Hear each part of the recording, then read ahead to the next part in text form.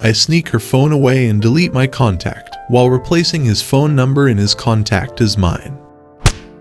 Hello everyone, welcome back to my channel Ara Zone Stories. Today we have a story where this woman publicly admitted that she is an unfaithful wife. It's an interesting story with a good ending. Let's see how this story ended.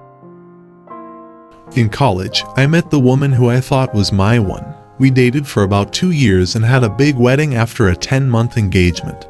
Her family was pretty well-to-do in a small southern town. We were both continuing our educations, and I was also working to support us. I was pursuing a master's in engineering, while she was finishing her doctorate in anthropology. Over the summer, an opportunity came up for her to make some extra money going as an aide on a religious studies trip to Jamaica. I didn't hesitate when she asked me about it. I mean, she was going to get to visit Jamaica and get paid for it. I saw no downside other than missing her being at home for 6 weeks. Little did I know at the time, but she had been doing bedroom activity with the professor. He had hung out with us. I considered him a friend who arranged the trip for a couple months, and it was a getaway for them to bang all over the island. I, clueless and happy, went about the weeks while she was gone taking extra shifts, so I could match what she made in our account and surprise her. One of the students from the trip actually seeked me out to clue me in. I didn't believe him until I started looking for evidence on my own. I broke down and checked her texts while she was sleeping and nothing was there. There were a few voicemails, so I decided to listen, and there it was, a message saying how exciting it was that I almost caught them. I opened up her laptop and hit the emails after that. It was piles and piles of dirty stuff, making fun of me for not knowing, doing bedroom activity in our bed and laughing about it. There was so much and I was so heartbroken. Still too hurt to take any action. I was lost. I had no idea what to do, so I sat on it for a couple weeks and acted as normally as I could. I noticed everything now. I felt so stupid for not seeing it before. So many sides. One stuck out in particular. I noticed that our stash of homemade weed lube was going down, even though we weren't having bedroom activity. It was obvious they were also using the fruits of my labor to get off more effectively. It finally all hit me. I was a joke to these idiots, and they were using the lube I made and doing bedroom activity in my bed. I didn't hurt anymore, I just wanted to make them hurt. So, while she was studying at the library, I made a new batch of lube. I put enough weed in it for it to smell like normal, but I also added some poison ivy from our backyard to the mixture, and after refilling the spray bottle we used for application, I waited. A few days go by, and I'm working extra so I can be out of the house more, and bam, bait taken. That night after she goes to sleep, my plan goes into action. I sneak her phone away and delete my contact, while replacing his phone number in his contact as mine. I go to bed, but can't sleep because it feels like I'm 5 and tomorrow is Christmas. Dawn arrives and she's in the shower. I get a text. "I'm super itchy, are you okay?" "Now Lord, now is my time. Look, I thought it had cleared up, but I guess I had a flare-up. I'm sorry, but I've got herpes, and I guess you do now too." I heard this woman squeak in the shower. I'm covering my mouth near losing it. I went on to tell her that it was time to end things now. A new semester was about to start, and I kind of have a little crush on another teaching assistant. I wanted her mad. This is a woman that never got told no growing up, and never had to deal with rejection, let alone from a balding dude in his 50s with herpes. When she got out of the shower, it was obvious she had been crying, but I could see the anger in her eyes. I could see how uncomfortable she was, squirming at the table drinking coffee and mulling the situation over. Another little nudge is what she needed. The reply she got to her pages and pages of anger and sadness was, "Thanks for the good times, but can you keep this a secret between us? I don't want to ruin my chances with anyone else." She's flush with anger now, just seething. She gathered her keys and headed out the door without even saying goodbye. I knew where she was going. I booted up her laptop and set it to reformat, deleting her dissertation and any notes pertaining to it before following her to campus. I parked a few lots over and rush over to his office, where I find her screaming at him for giving her herpes. There's lots of people there. Professors, aides, students, other faculty. I'm dying. He is beyond embarrassed and confused. She is ugly, crying in front of her peers. I'm in heaven. I didn't even care that people were going to think I had herpes too. The fallout was apocalyptic in their department. He lost his job due to code of conduct at the university. We got divorced the following year. State law was we had to be separated for 1 full year before being granted a divorce. I got to keep most of the assets, primarily savings, and not a ton, but I worked for it. She never finished her doctorate and went on to be a perpetually pregnant housewife that sells Herbalife on Facebook. And he teaches high school now. It took a few years for it all to unfold, but watching it was glorious. At it, she was furious initially, but calmed down after the rash went away. We divorced fairly amicably. Neither of us had the desire to be around the other. I told her what I wanted and got zero pushback. I let her keep $2,000 from the savings, because I had no interest in keeping the money. I also let her keep everything at the house I left with my car, dog, clothes, and a few personal things. When I left her, I left everything from that life in that house. I didn't even need a second trip. I'm glad he got his revenge, but the way they were punishing him over and laughing about it is so damaging in the long term. I hope he doesn't struggle with trust issues now. Cheaters are already horrible, but those two deserve even worse than they got.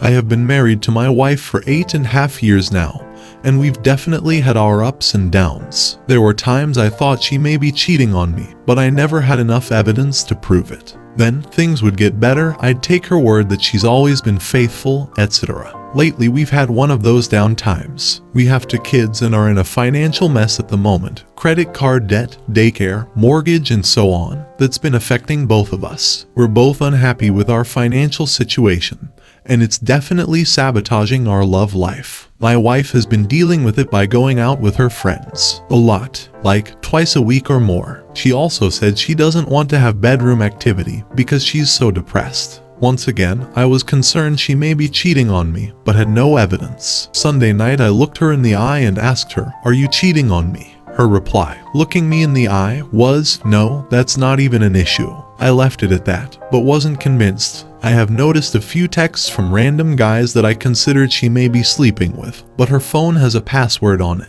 One time, last week, it was unlocked long enough for me to see a text from a guy that she was trying to hook up with her friend that mentioned something about meeting up at the bar she was going to with some of her co-workers. She told me who would be attending that night and didn't mention his name or her friend that he was supposedly interested in. Still not enough evidence, but I tucked it into the back of my mind. Then, on Saturday night, she went with her dad to his annual company party. I know for a fact that she was there, as were a number of her relatives that work for the same company. After the party, she slept at her uncle's house for a few hours and came home early in the morning.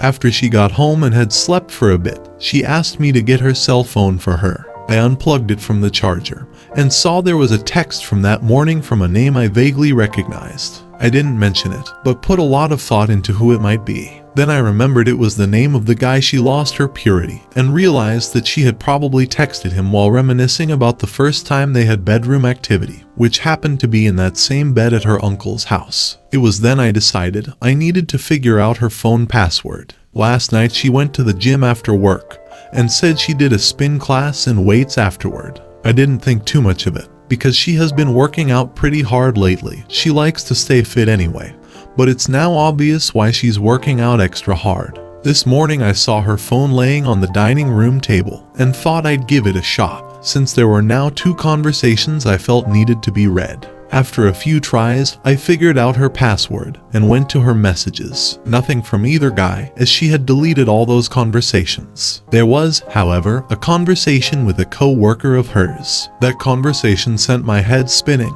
hands shaking, and made my knees bend with weakness. While I was pretty sure I was being played, I now had proof. The conversation was pretty much, "I haven't had great bedroom activity in a long time. I'll come over after spin class," him saying his live-in girlfriend wouldn't be home until 9, and him giving her his address and instructions for the keypad.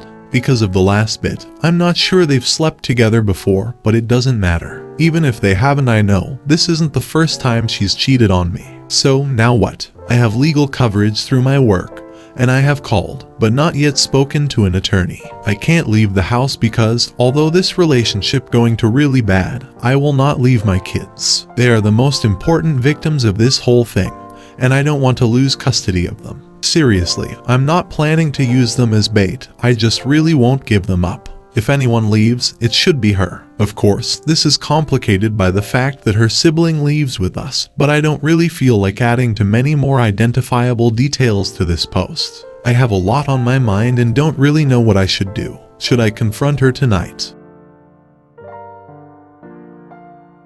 I've been home for a few hours now, and I'm trying to play it as cool as possible since my phone consultation with the attorney isn't until tomorrow morning. I did stumble across a few more details that I'll leave out for now, mostly because I don't want to give too much away before we discuss things. I'll be sure to update you all again. As much as you've helped me get through today, I want to help the next person who comes along and needs some help.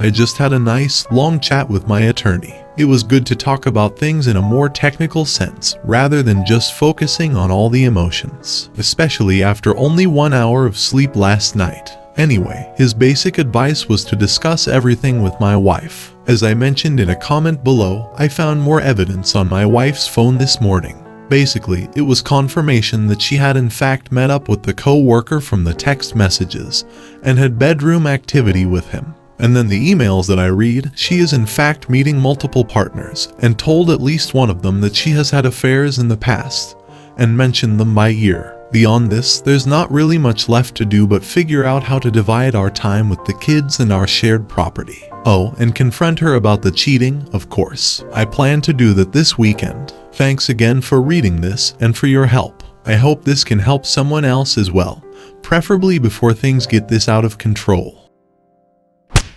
He should present her with some formal documents from a lawyer during the confrontation. This will add even more gravity to his words. She deserves no mercy. I can't even imagine what he is going through, and best of luck to him.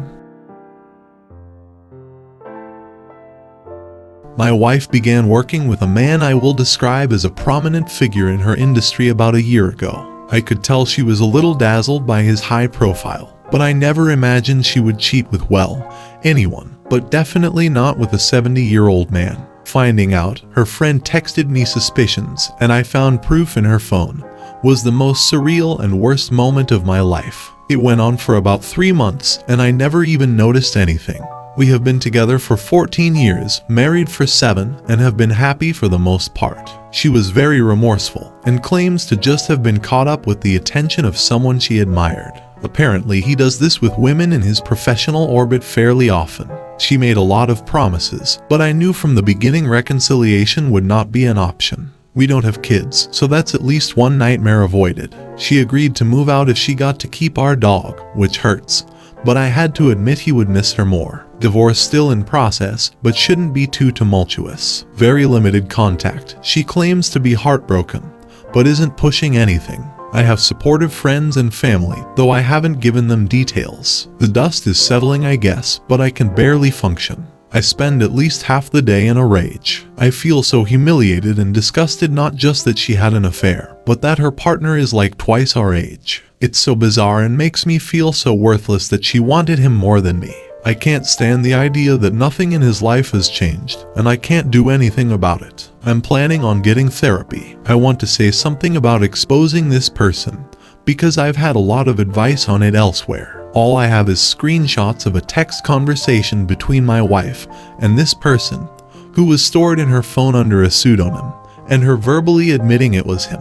No real evidence, no chance of corroboration from my ex or the person who advised me to look for evidence. This man is very wealthy and highly esteemed. Going after him with virtually nothing, and no one to back me up would almost certainly mess my life up more than his. He is not my wife's boss, nor is he a member of her company. He sometimes works in conjunction with her company. So other than a scandal, I don't know if anyone could get in any trouble anyway. I'm trying to focus on me. Talking about this with people on here the past couple days has helped. I even made plans tonight. But then I got the dreaded FB message from the ex. She is now claiming she lied to her partner that we were in an open marriage. So even when she's supposedly pouring her heart out, it's to protect him. I stopped reading. I feel like canceling my plans, but I'm going to at least go through the motions, I guess. He must walk away from it all and try his best to forget she was ever in his life. He should get rid of the old pics and delete the photos of her. Just start erasing her from his life, and once the divorce is done, have nothing to do with her ever again. She simply doesn't deserve to ever be a presence in his life ever again.